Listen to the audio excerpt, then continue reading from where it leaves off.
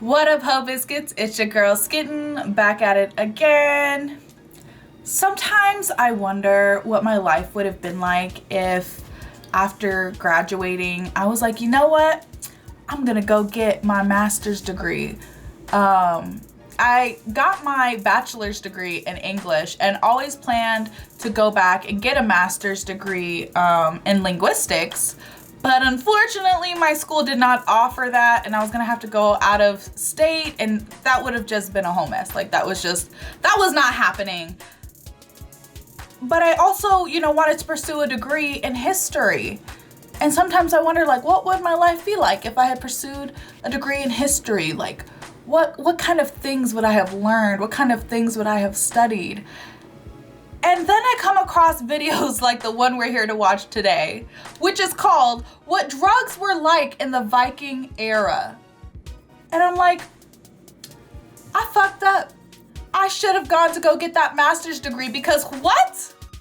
I've never even considered this. I never even considered what drugs would be like back in the old days. Today they're like, oh, it's the opioid crisis. Oh, people are doing all kinds of drugs. Oh my God, coke tee-hee. Oh my God, weed tee-hee. Like, but what were they doing centuries ago? What were they doing a millennia ago? How did we get here to this space?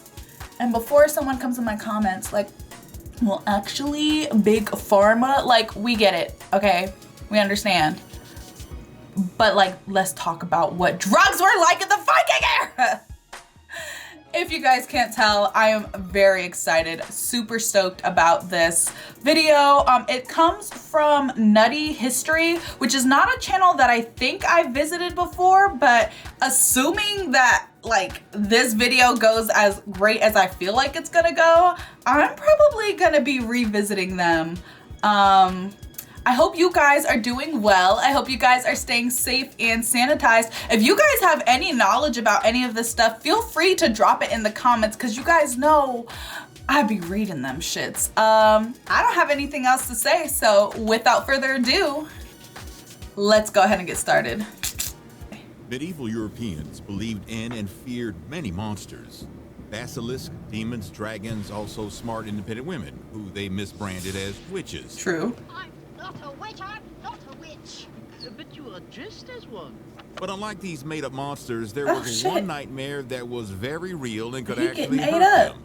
A Viking berserker. Ooh. These raging Norse warriors were known to enter raids and battles with bloodthirsty anger, with madness like a dog, and the strength of a bear or bull.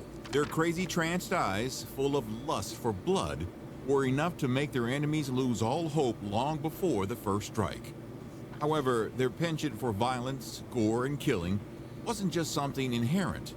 Their blood dance looked like a trance-like state because they were actually high. Oh, Welcome to okay. Nutty History, and let's talk about what drugs were used recreationally during the age of Vikings. Hell yeah, let's do it, bro.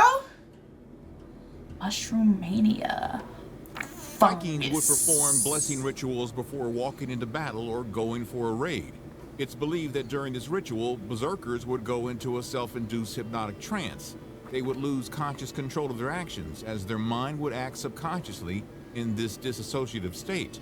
People in this state seem remote, Why have are they little drawing awareness big of as their hell? surroundings, and have reduced awareness of pain and increased muscle strength. Real quick. Look at the muscles on this bitch. Like, look at the bicep. Look at the tricep and delt definition. What is happening here? How do I get like this bitch? How many weights do I have to fucking lift to look like that?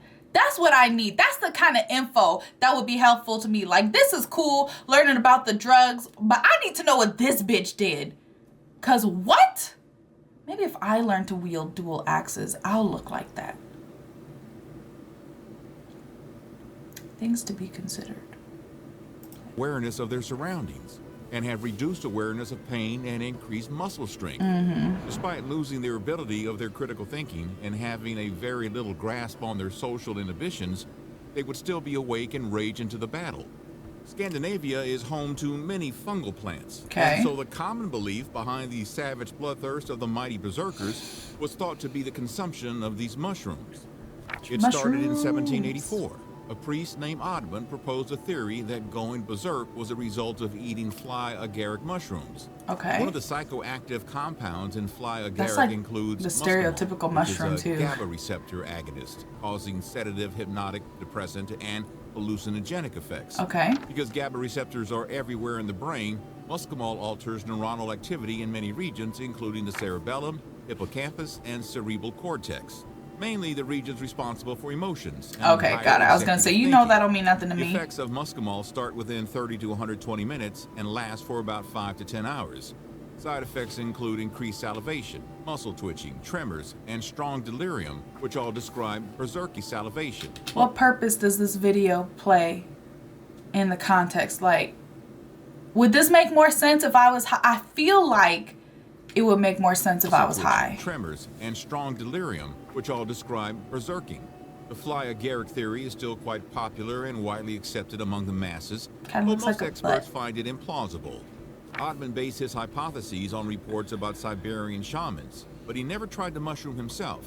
If he had, he might have changed his mind. Got it. Okay. In addition to its hallucinogenic effects, eating agaric mushrooms can lead to depression and can make the user apathetic. Oh. Fly agaric is also quite poisonous and can cause nausea, vomiting, dizziness, hallucinations, involuntary movements, and seizures. So not this White one. agaric could not be the cause of berserk fury either, due to the logic that it shares most of the poisonous effects of fly agaric and could put a person in a coma or outright kill a man. Jesus, Another mushroom criminy. that may have been the cause of berserk fury was the fungus CLAVICEPS purpurea, as it Purpurea. contains a compound used to synthesize the hallucinogen LSD, or lysergic acid diethylamide. But CLAVICEPS Is that what LSD looks like? This is how you know I don't be doing nothing naughty at all. That's what LSD look like? How you, like, y'all be screen printing on your drugs? I'm so lost. LSD, or lysergic acid diethylamide. But claviceps purpurea is also highly poisonous. However, all of these the things are berserker trance poisonous. was more like psychomurder automatism, which in forensic psychiatry can be described as diminished responsibility. Okay. The high from that is followed by a major emotional catharsis in the form of tiredness, exhaustion, and obviously long hours of sleep.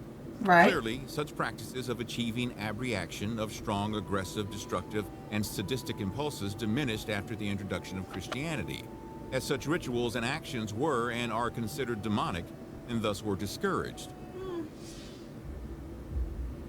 Henbane. So, if mushrooms were too stomach-churning for the strongest of Vikings, What is this a what was scene helping from? them achieve the trance of terror and tyranny? According to the findings of modern scientists, it might have been henbane. Henbane, or stinky nightshade, has propped up in many Norse burial grounds, including the grave of a berserker. Oh, okay. Often considered as the crazy plant in much older civilizations, consumption of henbane can cause feelings of delirium, inhibition loss, and manic episodes. It also triggers visual disturbances, hallucinations, drowsiness, and red skin, making it the perfect match for what berserkers experience during their fury. Henbane also acts pretty well as a painkiller, as we mentioned in our video what drugs were like for ancient Romans and Greeks. That's actually pretty Thus, dope. it does fit the bill to help in reducing the sensation of pain among the no-armor-wearing Viking vanguards, who were known for being wild, unpredictable, and highly aggressive. So if any of y'all got the hookup for some henbane, electric. No, I'm just kidding. I don't do drugs. But that I always forget how natural hallucinogenics are. Like, they just occur in nature willy-nilly. Like, God was like, they can have a little fun here and there. But don't eat too much or it'll kill you. But, you know, you can have like a little taste, a little teaser. Now comes the question, how do they consume henbane? Okay, make a tea. Artur, an ethnobotanist at the University of Make a Ljubljana tea. in Slovenia, has very interesting theories about that. Instead of going with the conventional way of smoking it, he believes they might have infused it with alcohol, made an ointment out of it, and rubbed it on their body. Put it or in some surprisingly, liquor. made an herbal tea out of it. A tea, like We know I what you're said. thinking. Savage berserkers and posh herbal tea do not go well together, especially on the eve of a battle or a raid. Hey, bro, mind your But it makes business. sense because henbane was also found in the grave of a sorceress in Denmark. Nordic sorceresses, or Not a vulva as they were sorceress. called, were sort of like ancient Greek oracles or sibyls who used hallucinogens to go into a trance-like state to see the future. Vulva worked in a quite similar fashion, but had more shaman-like flair about them. If anybody was making herbal tea out of henbane or stinking nightshade, it would be these ladies. Got it. But that doesn't mean henbane was a relatively safer choice than shrooms. Right, because henbane has been used over the centuries as a sedative, a sleeping agent, and to induce hallucinations. The plant is deadly toxic, and even though people did use the plant, it was not at all harmless. So the toxicity had to be reduced because henbane contains hyoscyamin and scopolamine. Okay. Two substances that have a strong narcotic effect on the nervous system. So how do they reduce it? If the seeds are heated, the two substances evaporate and the vapors may act like a narcotic. This is how the Oracle of Delphi must have used it back in ancient Greece. And perhaps the tea vulva made in Scandinavia was more for inhaling than drinking and must have been served just hot sitting there right sniffing off the pot. tea. So then why is henbane preferred as a more plausible Viking drug over shrooms? Because both the plant and the fly agaric mushroom could have caused many of the symptoms described to berserkers, but according to Karsten Futur, agaric consumption doesn't give you the bloodlust like henbane may have. However, all of this study is still considered quite speculative, and some experts believe that berserkers' trance may have been totally natural and have nothing to do with recreational drugs. Bitch. But they cannot deny vulva's involvement with henbane and perhaps cannabis as well. Ooh, the weed. In 1903, a farmer stumbled upon an ancient Viking ship in Norway that contained many artifacts from the 800s AD. Among the artifacts were the skeletons of 2 women and a curious leather bag that contained cannabis seeds. Oh, okay. These seeds are thought to be connected to one of those women, known as the Osberg Queen. The Osberg Queen was suggested to be the Queen Asa of the Yngling clan, mother of Halfdan the Black and grandmother of Harold Fairhair.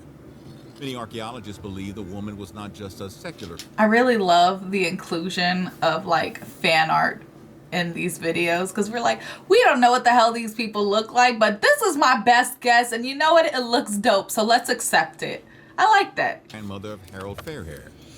Many archaeologists believe the woman was not just a secular queen, but also a priestess of Freya, Oh, the love okay. goddess of Norse mythology. Archaeologists have believed that the cannabis seeds were used in rituals during this pre-Christian period in Scandinavia. But they were chewing them or something? Freya was associated with hemp sowing and harvest festivals across Northern Europe, and often erotic rituals were held in her honor.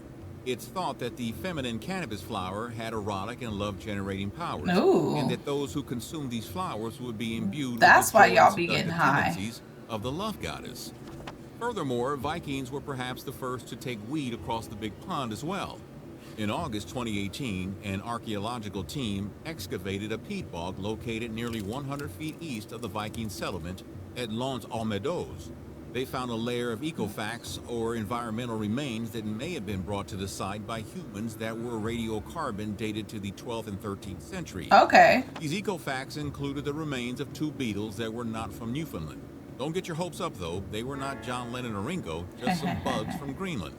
Also, the other remains were pollens of walnuts and cannabis that also don't naturally grow at Lons Almedos.